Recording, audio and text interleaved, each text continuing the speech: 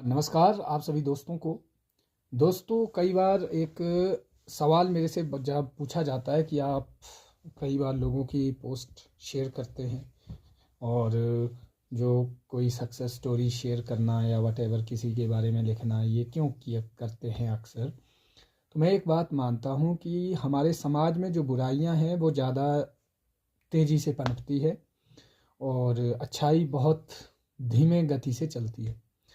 कहीं पर कुछ गलत होता है तो वो जो न्यूज़ होती है वो आग की तरह फैलाई जाती है, उसके ऊपर कोई अंकुश नहीं होता है। उसको वो लोग भी शेयर करेंगे जिन्होंने कभी सोचा भी नहीं था कि हम इस पर्सन के बारे में जानते हैं या ये कौन है या इसका क्या बैकग्राउंड है या इसके बारे में क्या क्या नहीं है।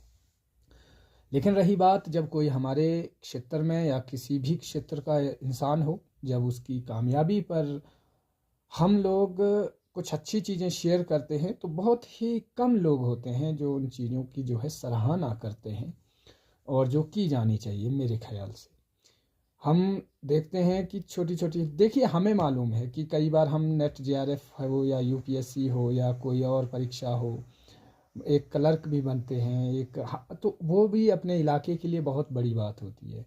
इससे क्या होता है कि हम एक समाज में एक अच्छा मैसेज दे रहे हैं।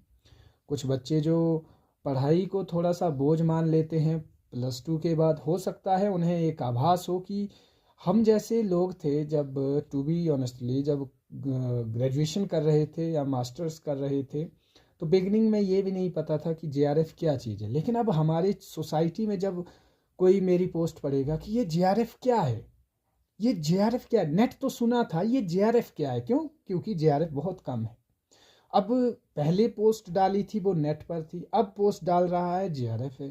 तो जेआरएफ क्या है? फिर वहाँ पर एक अध्यापकों की क्यूरियोसिटी जो स्कूलों में जो है वो बढ़ जाती है, क्योंकि मैंने देखा है मेरे साथ कई अध्यापक जुड़े हुए हैं, वो पूछते रहते हैं ये लड़का कहाँ से है जिसके बारे में आपने डाला है। मैंने आज अपने बच्चों के साथ जो है अपनी क्लास में चर्चा की है कि बच्चों आगे जाइए, आपको सरकार पैसा देती है, आपको सरकार आपकी पढ़ाई के लिए खर्चा देगी। तो बच्चे हैरान होते, अच्छा हमसे तो फीस ऐंठी जा रही है। ऐसा भी होता है कि आपको अगर आप किसी परीक्षा में आप अगर टॉप करोगे तो आपको पैसा दिया जाता है, और वो भी कम पैसा नहीं, 40,000 45,000। बहुत मुश्किल से ये एग्ज़ाम निकलता है। हालांकि इसकी जद्दोजहद में हमने भी काफ़ी वर्ष बिताए हैं, नहीं हो पाया है उसका मलाल है। लेकिन ये है कि आगे समाज के लिए हम क्या दे सकते हैं ये बहुत ज़रूरी है। तो मेरे प्यारे भाइयों बहनों कि जो अभी पीछे प्रिपरेशन कर रहे हैं, एक बात कहना चाहूँगा, आगे बढ़ो।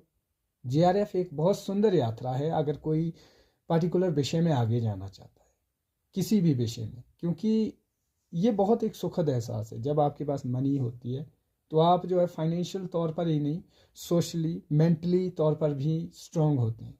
तो मुझे ये कहना है कि अच्छी चीज़ें जो है समाज में शेयर की जानी चाहिए। हो सकता है कि वो चीज़ कईयों को पसंद ना हो, लेकिन कईयों के काम आ रही है। अगर 10 लोगों के भी वो काम आ रही है तो that is big thing for me. Thank you guys.